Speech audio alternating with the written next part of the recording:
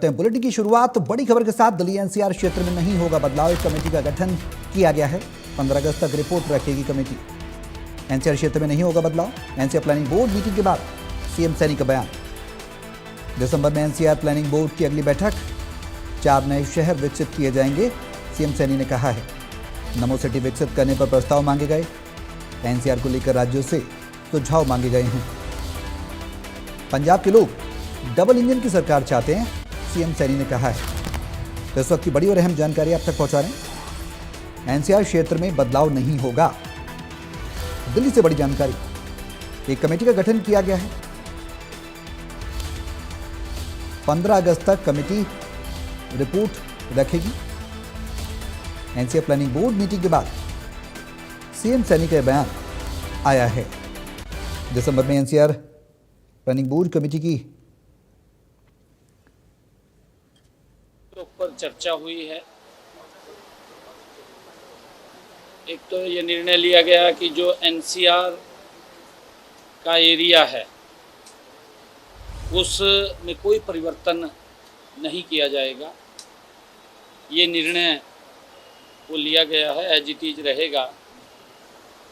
और आज की बैठक में एनसीआर रीजन के जो रीजन प्लान है 2041 पर, उस पर भी चर्चा की गई है और उसको फाइनल करने के लिए एक सब कमेटी बनाई गई है,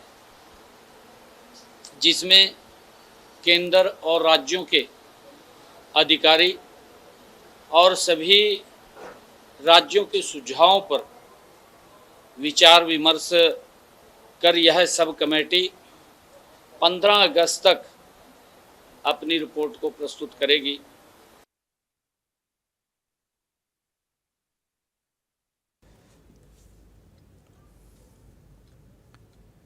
इसी खबर पर ज्यादा जानकारी के लिए इंडिया न्यूज हरियाणा के इनपुट हेड दीपक शर्मा हमारे साथ लाइव जुड़ गए हैं। सीधे उनका रुख करेंगे। दीपक, क्या कुछ जानकारी आपसे जानना चाहेंगे? एनसीआर क्षेत्र में बदलाव नहीं हो गए, जानकारी अब तक मिल रही है। सीएम सैनी का बयान भी आया है, कमेटी का गठन भी किया गया है। विस्तार से जानकारी दें।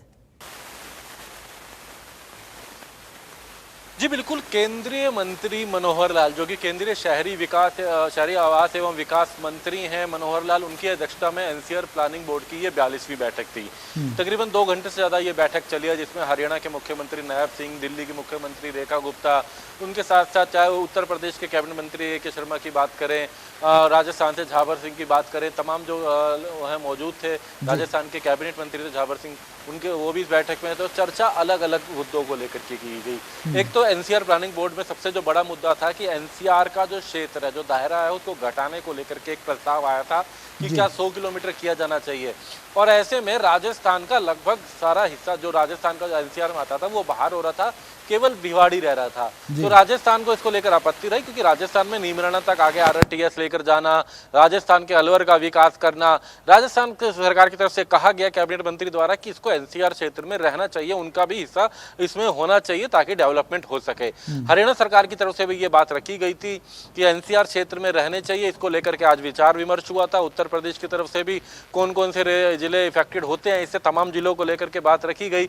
और ऐसे में इन तमाम चर्चाओं के बाद ये एक फैसला लिया गया कि कोई बदलाव नहीं किया जाएगा। जो दायरा घटाकर 100 किलोमीटर करने की बात थी, कोई दायरा नहीं घटाया जाएगा, एज इट इज रहेगा। यानी कि हरियाणा का करनाल, भिवानी, महेंद्रगढ़, चरखी दादरी, जींद, रेवाड़ी, ये सारे क्षेत्र जो हैं ये एनसीआर में ही रहेंगे, नेशनल कैपिटल रीजन में ही रहेंगे, और उसी तहत इसका डेवलपमेंट भी होगी, विकास होगी।